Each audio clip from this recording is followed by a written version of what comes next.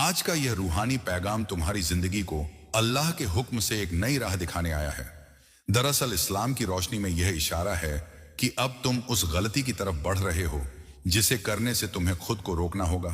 सुनो ए बंदे, अल्लाह ताला तुम्हें आगाह फरमा रहा है कि तुम फिर उसी जाल में फंसने जा रहे हो जिससे वह तुम्हें अपनी रहमत से आजाद कर चुका है। लेकिन कुछ लोग इस बात को बर्दाश्त नहीं कर पा रहे कि तुम उनके असर से निकल चुके हो। उनके दिलों में गुस्सा और बेचैनी है, इसलिए चाहे वो कुछ भी करें, तुम्हें सब्र और समझदारी से काम लेना है और वही गलती दोहरानी नहीं है। जो कुछ पहले हुआ वह तकदीर का हिस्सा था और तुमने उसका बदला सब्र के साथ अदा कर दिया। मगर अब यह एक तंबीह, चेतावनी है जिसे अल्लाह की तरफ से एक निशानी समझो। जैसे दिल के अंदर बजती हुई एक घंटी जो तुम्हें रोक रही है, तुम्हें समझा रही है कि ए नेक दिल इंसान, तुम वह हो जिसके दिल में किसी के लिए ना कीना है, ना धोखा, ना बदले की आग। तुम तो माफ करने वाले हो, रहम दिल हो, लेकिन यही सिफत कभी कभी तुम्हारे लिए आजमाइश बन जाती है।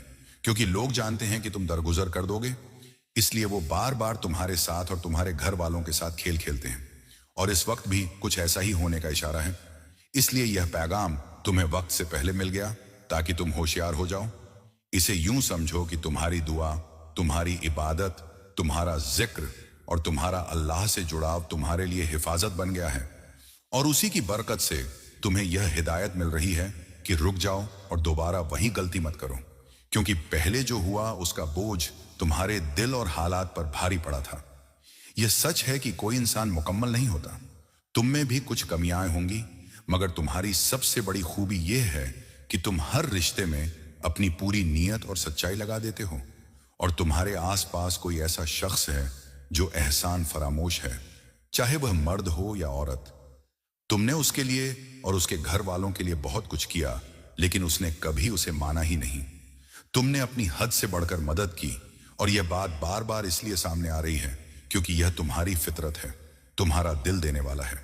तुम मदद करने में पीछे नहीं हटते, और वही इंसान इस बात को अच्छे से जानता है कि तुम हर किसी के काम आते हो।